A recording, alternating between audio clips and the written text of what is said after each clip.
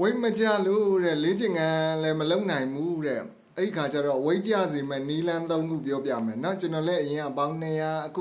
133ပေါင်60ကျော်ချထားတာအဲ့တော့ကျွန်တော်လုပ်တဲ့နီလန်းလိုက်လုပ်ကြည့်မနေ့အစိုးရအထထချင်းเนาะအဲ့တော့ new look အစာခံ coffee တစ်ထုပ်တရေဝတောက်ပြီးတော့เนาะအဲ့ဒီခါကျတော့သူ့ရဲ့အာနိသင်အစာစားခြင်းနဲ့စိတ်နဲ့ဘိုက်စာလက္ခဏာကိုရောကြစေတာ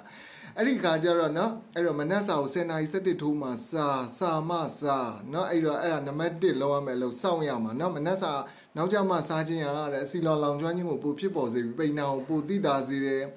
နော်အဲ့လိုနောက်ကျမှစားလိုက်လို့ရှိရင်ဟော်မုန်း3ခုကညီမျှမျှတပြီးတဲ့ခါကျတော့နော်အဲ့တော့ဘိုက်ပြည့်စေတဲ့ဟော်မုန်းဘိုက်စာစေတဲ့ဟော်မုန်းစွမ်းရင်ထုတ်တဲ့ဟော်မုန်းတွေမျှတသွားပြီးတဲ့ခါကျတော့ဘိုက်စာတဲ့စိတ်ကိုရောစေတယ်စီးကြိုမျိုးစားနဲ့ဖြစ်ပွားတာကိုလည်းရောကြစေတယ်တဲ့နော်ဒါနံပါတ်1ကောင်းကျိုး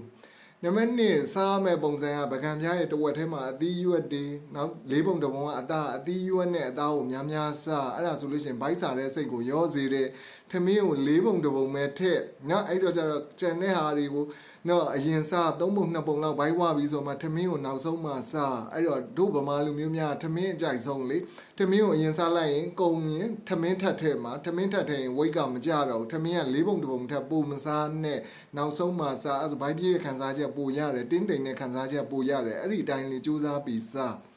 နံပါတ်3အချက်အနေနဲ့အစားတစ်ချိန်နဲ့တစ်ချိန်ကြာ9နာရီချပြီးမှစား